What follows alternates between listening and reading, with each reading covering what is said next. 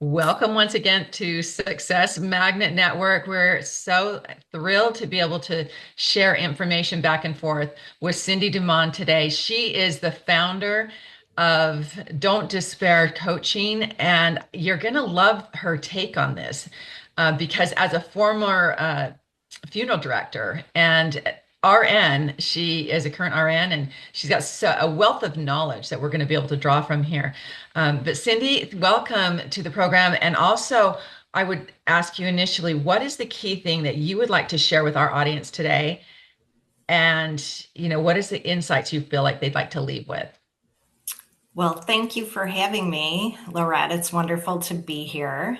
Um, I'd like to let people know that, we can care deeply about our jobs, our professions, our family, but we don't have to carry everyone's pain. And I think that is so key um, because we don't really burn out because we're weak or we're incapable of doing the work, right? We can learn leadership, we can learn languages, we can learn communication skills, but nobody really teaches us how to offload that stress that we go from room to room to room or situation to situation, and we don't offload.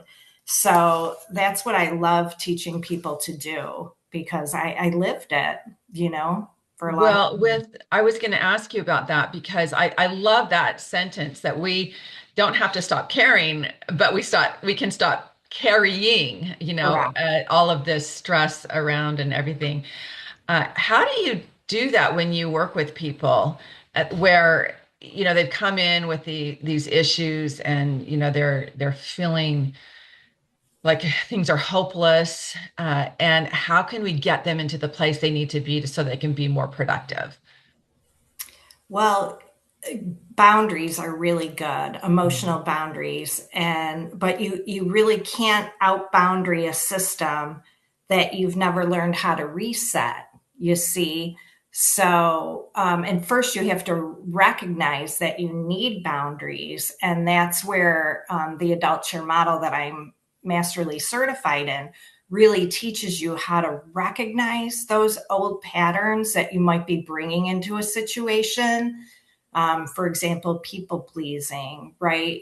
We feel responsible for other people's, maybe their outcomes. Like if we're talking about healthcare, maybe a patient's right health diagnosis. So, and a lot of it is built on our identities and what we learned when we were younger, those patterns. So, yeah, so that's the first step is really recognizing.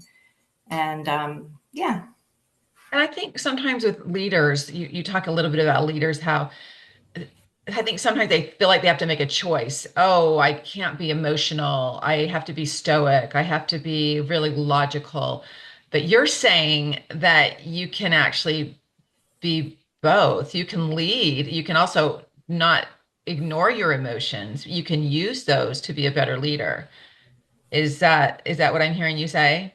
Absolutely. Yes. So you can sit and hold someone's hand but not absorb that. You don't have to absorb it because you have tools to protect yourself, in the form of boundaries and other tools so that you're not ruminating and or overplaying your conversations, or when you're sitting at your dinner table wondering, did I say the right thing? Did I do the right thing? Did I do enough? So, yeah, that's what I love to help people do. It's interesting. This rings true because I've asked massage therapists before. I'm like, how does that work with your job and everything? And like, sometimes it just feels like I'm absorbing all of their stress and all of their anxiety and all of the and I just get home and I just have to, it's like I have to detoxify. And I thought that's interesting because they're being very empathetic and they're, connecting, but they're not taking care of themselves in that sense, right? Exactly. Yeah. And and even getting back, whether you're a lawyer or, Hmm. if even if you're in finance, right? And people come to you with financial devastation. So Hmm. we just take so much on all day that really isn't ours. And that offloading is part of my system that I teach. I like to call it offloading, but it's also like release. We have to release. And that's the key. We're not taught, right? And like I said, it goes back to, like feeling like we have to take so much on. Hmm. Goes back to those patterns. So it's really that awareness. So being able to release tension and set your intention, so to speak, like Brendan Burchard would say. I was going to ask you about your practice, like don't despair coaching. And I know that you used to be a funeral director. I myself used to think, oh, what a job. I mean, that would be horrible until I experienced the love and the care Oh, when my mom, passed away. And it was just like, wow, that is a skill. And it's something that is so, it's not something you experience every day. And yet you did it for how many years? And tell me what you learned from that experience that you get to convey in your current coaching practice. well, it's the very reason that I was drawn to that field in the first place. And it's just the littlest things that you can do for people at such a horrible time in their life, whether it is death or divorce or even retirement, right? And I just would like to mention that grief is not just around death. Grief is any loss where you thought your life was going to be one way and it ends up being another. So even if it's the loss of a job or the loss of a boyfriend or a girlfriend, it's any loss. So that's what really, drew me into these professions is just there's a better way, and we don't have to suffer. So So I have a question about that. You talk about, offloading and protecting yourself or whatever. I feel like sometimes people just say, well, I'm just not going to even care about it. I'm not going to have that emotion. I'm just going to uh, just go in there very stoic, like the doctor that has the bad bedside manner, right? And how can you really cover both sides of it? And I guess that's the magic that you bring to helping people. Maybe do you have an experience that you could share with us, maybe a little heartwarming story about one of the clients that you've helped, and give us an example that way? well, the first one that first I want to speak on feeling the emotions. You're Mhm. absolutely right. So many people are afraid if they just feel that emotion. I hear it all the time. I'll never stop crying, or they're terrified, and we really are. Boys don't cry, right? That, like, how many times did boys hear that, or toughen up, or Mhm. be stronger, or that. So I think a lot of that is, like I said, those patterns that we're taught when we're younger, right? Don't cry. Why are you crying? Well, crying is a release. So that's number one about the feelings. You are absolutely right that people, are afraid of feeling their feelings. But with the adulture model, where, I was taught that if we feel our feelings, even for 30 seconds, they pass through us. And that's beautiful, because then we get rid of sickness and that muscle, whatever's going on somatically, if that makes sense. Mhm. And then a heartwarming story that comes to mind. I had a client that was a physician, bless his heart, and he had he suffered from burnout, right? Because, like I said, they go from 15 minutes, room to room to room to room, and then they have, they can't prescribe what they want to prescribe to their clients. It's got to go, whether it's a test or medicine, it's got to go through insurance. So they go through Mhm. a lot. So he had four colleagues commit suicide, and one was extremely close to him, and he went to work the next day. So he didn't bat an eye. And this program really helped him, set those, still, and it's my signature line, you can care deeply, but you don't have to carry it all. So Mhm. that's what's so important, that I've been able to develop this program to help people, you know, recognize what they're feeling and then regulate what feels heavy by actually simple tools and, quick mindset practices, and neuroscience and physics is all kind of tied in. Simple, 30 seconds, 2 minutes, depending on the situation, little tools and tricks that you can use to keep yourself, moving through your day and offload what's not yours, recognize what's not yours, and then integrate so that you can be more steady and, lead and make clearer decisions, faster decisions. And most importantly, you want to get home and enjoy the fruits of your labor and the people that love you the most, instead of them getting what's left of you. And personally, I know when I would get home, I'd be exhausted and snappy and with the people that mattered the most to me. So Wow. I really had to figure something out different, and I did, and I love it. So as an RN, that's kind of a different, profession from the funeral director. And were you an RN before being a funeral director, or was that something that came later? Uh, Because what I know is that nurses, a lot of times, we call them nurses, RN, um, they they're working, working, working all day long, serving, serving, serving, serving, and then they forget about themselves. So you're saying that they need to also protect themselves and make sure that they uh, offload so that they can be more productive for their family. So when you were a nurse, did you notice this, or when you were an RN, or maybe you're still practicing as an RN?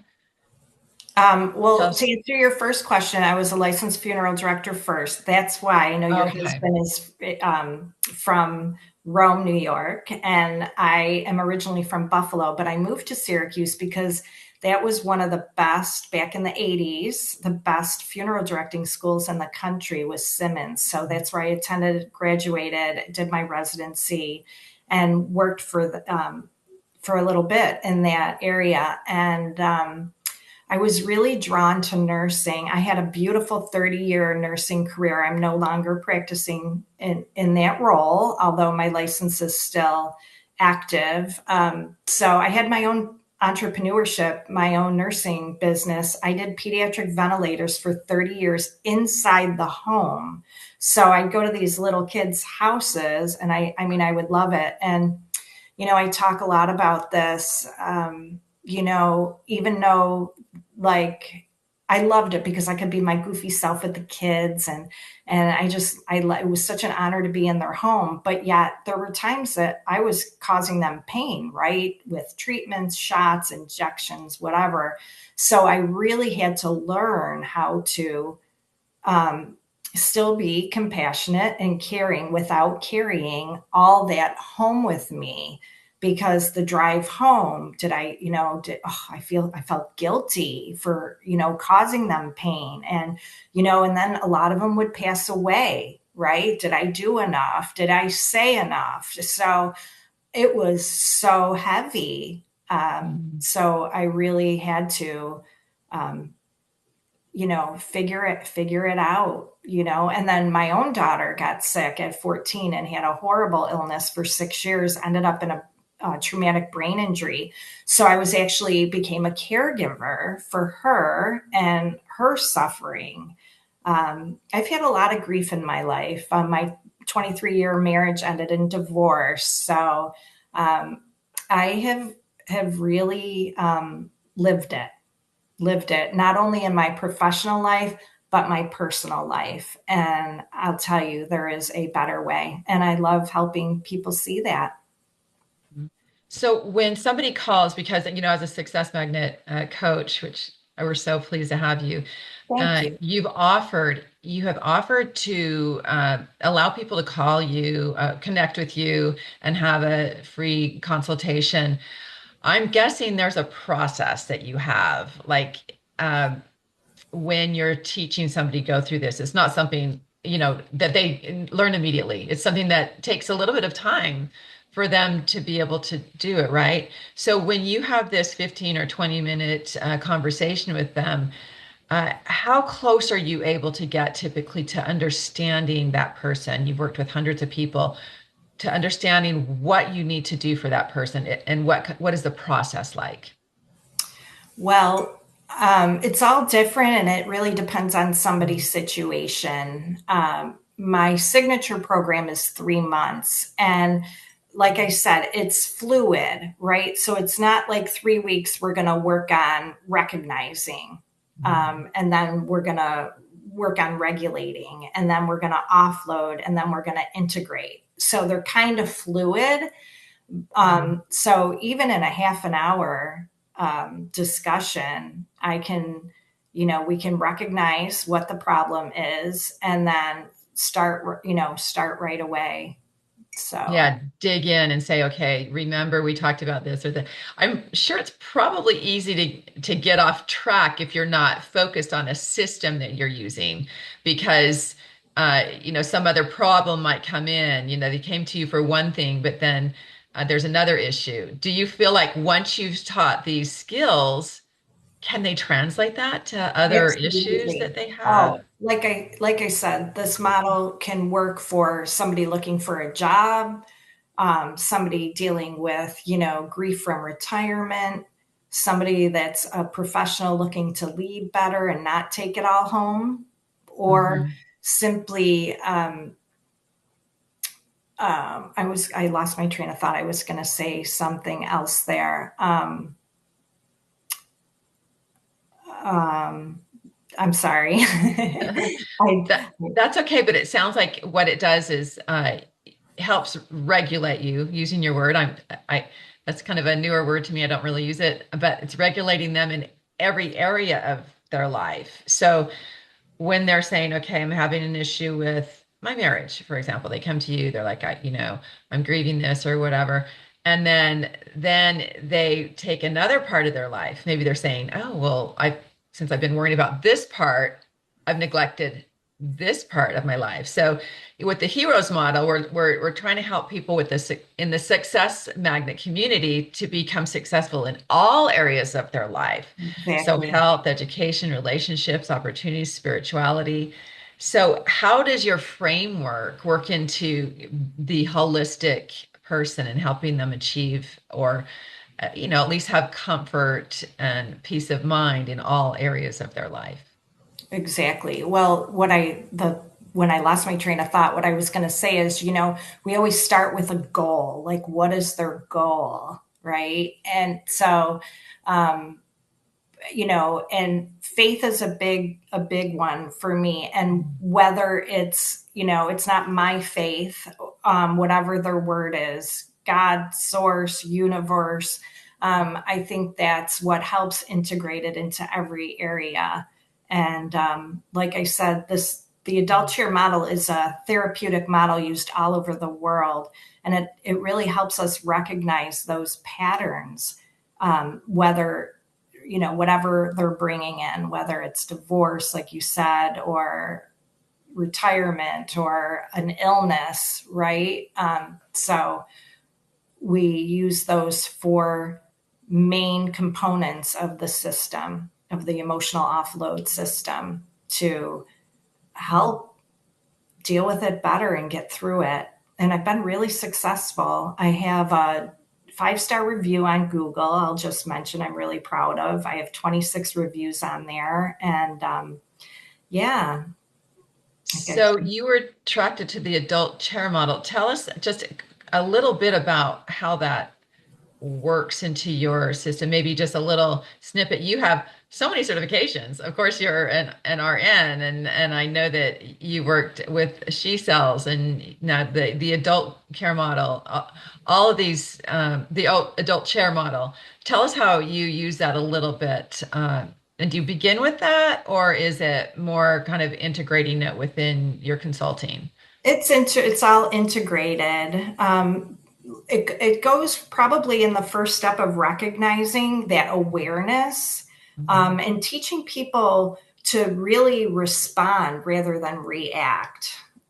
So even if we're like in healthcare taking on, or like a lawyer or a financial person taking on people's stress all day, right? So the adult chair model really teaches us how to recognize those patterns, feel our feelings, right? And that we don't like to do, and then respond in a better way instead of reacting.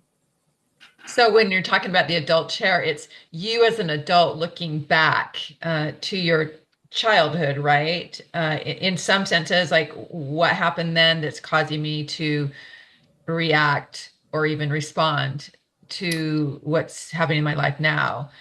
Is that just a little bit like it, or am I totally off base? No, that's a little bit of it. To get more depth in depth. So there's three parts of us. Even though I'm Hmm. Cindi. There was a zero. There's a child, and that's called the child chair. So Hmm. it's represented by the child chair, and that's pre-birth, right? When our mothers are pregnant with us, we're in there downloading everything that she's going through. So if she's down is stressed, I'm stressed. If there's maybe alcohol or physical abuse, whatever is going around, we're downloading that. And then we're born, and then to about 6 years old. And then what happens is we we're almost like a computer program. There's just no there's just no self like awareness, right? So if somebody tells us we're a lazy piece of crap, it goes in like a computer. I'm a lazy piece of crap. There's no discernment, Hmm. right? Because we don't have our consciousness yet. And then what happens is around 7, the adolescent chair comes online, or our ego, and it takes over. It's almost like a computer coming online, and now you're aware, you're self-aware, and you are the one that's going to protect that child. And that's why a lot of times we don't feel our feelings, right? Because the ego says, I got this. It's not safe, maybe. Like I said, boys don't cry, or whatever the story was we were told, right? The ego's got it. And believe it or not, I think it's as high as 97% of the population is running around in that middle adolescent chair, that ego. So, and if not, if you've had, maybe counseling or really great, everybody, um, people move into their healthy adult around 25 is when you become an adult on paper. Like, um, that's what we want to push you to. Like, who is responding? Is it that healthy adult, or maybe it's that ego part, or is it that little child? And what does that child need? Right. So if I'm over giving at work, or if I'm getting burnt out, that's really someplace we want to look at, because a healthy adult can be a caregiver and can be compassionate without carrying everybody's pain. So whether it's people pleasing, or maybe you feel guilty, right? Like I did, I felt guilty. Like, here I'm taking care of all these children, and I have healthy children. Well, that doesn't seem fair. So Yeah. I had to figure this out. Otherwise, I would have been a mess, even being a funeral director and seeing what I saw there. Hmm. So I found this model just made so much sense, because I can simply say, well, who thought that? Or, to my own self, like, who thought that? Who said that? That's Yeah. not what a healthy adult would say. To even, like I told you earlier, oh, have compassion on yourself, right? Because we tend to be very hard on ourselves. And I find that's all learned behavior. So, That's very intricate. I mean, you think, oh, well, here's this model. I can just read about it and I can, implement it in my life. But that I can see why you would need a guide to help you through that. Because if we're trying to do this on our own, we're gonna we're gonna probably lean back to what we're used to doing and not be hard enough on ourselves. I'm not saying that we have to be hard on ourselves, but if you've got a coach then at least they're pointing out, hey, this is really what's going on. Let's address this now before we can go to the next step. And what was that figure you said that most of us live? What percentages live in the adolescent chair? It's the ego, like Yeah, 97% of the 97%. So population. those few people that have kind of gotten out of that also can feel themselves like it makes you crazy to deal with a crazy person in a sense, but it's easy to say, oh wow, so this is exactly what's happening with that person, but that person doesn't understand that they're reflecting their adolescence. They're not Right. a real adult, even though they might be a millionaire, they might be successful in all these other areas of their life, but they're reverting back during stress times to that Exactly. They're reacting person. instead of responding. Yeah. And I'll tell you, and I love couples coaching as well. I'll throw that out there because when you can see your partner in a different way, like, oh, they're responding from their child, what do they need? And Mhm. if you can even integrate that with your partner and say, hey, right, I see what, I see you reacting, what do you need? And so it's just, I have goosebumps. It's just such a beautiful model, and I believe so much in it. Not only was I certified in Mhm. 22, but then I went back and became masterly certified in the model Mhm. because it just, it just made so much sense to me, right? And it's really Yeah. allowed me to be a better human, a better mother, a better nurse, a better coach, a better friend, because I can Mhm. see my friend, oh, why did she say that? Okay, and Mhm. not take it personally, Right. right? So it's just, I can't, I can see that you believe wholeheartedly in it, and it has been so valuable not only in your own life, but just helping so many different people. Do you have another heartwarming story before we wrap up here? Just one quick story about somebody who you've helped, their situation, obviously no names, but just as an example to give us inspiration about who maybe this could help us or maybe somebody that we know. I have so many powerful dynamite, really smart clients. I'll say one lady has a PhD in psychology. I mean, I have some wonderful clients. The one that sticks out the most, without using names, so I mentioned that my daughter was sick for a long time, and after her brain injury, she was in a nursing home we lived there 5 months, and her recreational therapist was wonderful. And if I didn't know what a recreational therapist was before my daughter got sick, so just really quick, they're the fun therapist, right? Like you got your PT that causes you pain, you got your, she had to learn to write, she had to learn to feed herself, but the recreational therapist took what did you love to do before your brain injury, and then they do it. So and she ended up being my client for years, and she comes back every now and then, because her burnout was incredible. you know um, it's you deal with a lot of sad stories, and you're trying to help people, and you're short staffed, and you're working weekends, you're working holidays. So I was really able to help her, learn these tools, learn to offload, learn which chair she's sitting in, not take things personally, and not bring it home every night, not ruminate, could I have done something better? So she's one of my favorites. She actually, I was on a podcast, and she came on with me to give me a testimonial on the Mhm. podcast, which was fun. I love that. And I just love your whole philosophy about you don't have to care less to feel better, that you really don't have to care less, but it's just learning how to carry less. Exactly. So phenomenal. I want to thank you so much for taking your time here today. I'm totally sold. I'm like this girl. I'm so blessed and happy that you're part of our system here with Success Magnet because I know that there's hundreds of people that could benefit from your knowledge, your expertise, and your heart. Thank you so much, Cindy, for being with us. You have a wonderful day. Thank you. You do the same. My pleasure.